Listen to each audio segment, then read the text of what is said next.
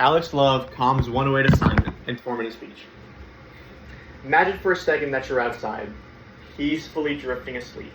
The soft calls of the birds fill your ears as they sing their nocturnal songs. The light buzz of the insects fills your ears and tunes out all thoughts of stress, worry, and anxiety, and plunges you further into a state of tiredness. As you slowly drift asleep, you realize the buzzing from the insects is starting to get a little louder. Now a little louder. And now a little louder. It's only when it's too late that you realize the buzzing from the insects is coming from a B-26 Marauder flying right above you, about to drop a 120-gallon canister of napalm right where you're sleeping. The year is 1965, and global tensions are at an all-time high. The ongoing Cold War between the capitalist West and communist East has left the fear of total nuclear destruction in everyone's mind. The only real way for these superpowered countries to engage each other is like moving pieces on a chessboard. This is because they're engaging in proxy wars within smaller countries. During the summer of 1965, the USA joined forces with the South Vietnamese in a proxy war against the North Vietnamese. This is because the North Vietnamese were supported and aided by communist countries such as the USSR and China. And in order to stop the spread of communism into the Indochina region, the USA joined forces with the South Vietnamese in order to stop them. The USA's use of weapons such as napalm, chemical weapons like Agent Orange, and a wide variety of other weapons caused the death and casualties of millions of Vietnamese people.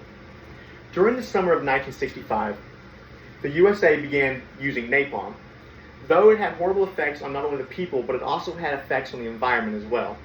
Jeffrey Ward and Ken Burns, two historians who wrote the book in Vietnam War and Intimate History, go on to say a single 120-gallon canister of napalm could engulf it in flames in an area of 150 feet by 50 feet, a single 120-gallon canister.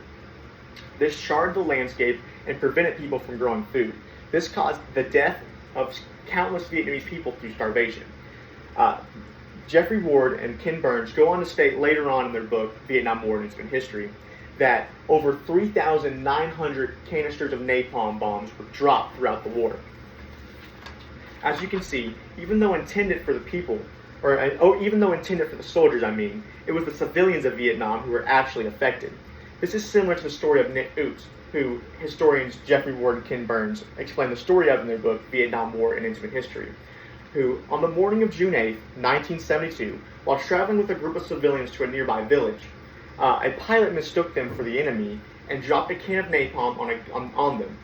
Through the smoke, Nick Oot reported seeing a little girl whose skin had almost completely burned off, running towards him.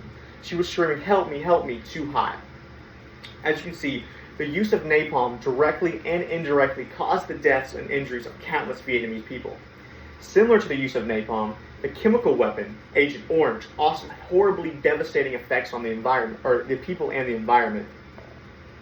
Historians Jeffrey Ward and Ken Burns, in their book Vietnam War and Intimate History, go on to say that over 5 million acres were hit by this toxin herbicide I should mention, and over 3,000 villagers were hit by the toxin. This might seem like a low number compared to the napalm. However, keep in mind that according to the Asian Economic Journal, Volume 36, Issue 2, researchers found that due to its unique chemical structure, Agent Orange is known to linger in the environment for decades afterwards and cause health issues for the people that follow. You might be wondering, what are those health issues? According to the same Asian Economic Journal, Volume 36, Issue 2, later on in the passage, Agent Orange has been linked to health issues such as cancer, diabetes, and birth defects. This means that not only did the USA's use of chemical weapons like Agent Orange affect the people at the time, but it's gone on to affect the people of the region as they continue to repopulate.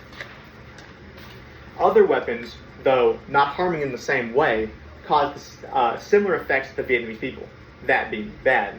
According to Encyclopedia Britannica, over 2 million people from both the South Vietnamese and North Vietnamese sides died because of the wide array of weapons used. You can truly see this in the treatment of American POWs. In the book, Voices of the POWs, many of the accounts that author Greg Howes tells or recorded tell the same story of unpredicted acts of sadism and violence from the Vietnamese captors. This can almost certainly be linked back to the mental health issues caused by the constant bombings and weapons being used by the USA during the time. Not only did this cause mental health issues for the soldiers, but it also caused problems within the cities as well, even though it was the local farmers who were and countryside soldiers who were being bombed. It's because the farmers would flee to the local cities in search of relief. Author and historian Nick Turse says in his book To Kill Anything That Moves that the capital city of Saigon swelled from 1.4 to 4 million people in just 3 years due to the sheer amount of local farmers fleeing to the city. This caused countless problems for the cities as well. The lack of sanitation, lack of water, and the lack of food caused the death of millions of Vietnamese people who lived in the cities. Despite all this, however, the people of Vietnam continued to grow and prevail. They didn't let the casualties and destruction that the USA's use of napalm, Agent Orange, and other weapons affect them. And even though the use of weapons by the USA caused countless casualties, they continue to be a shining beacon of hope within the region and truly represent the strength of the human spirit.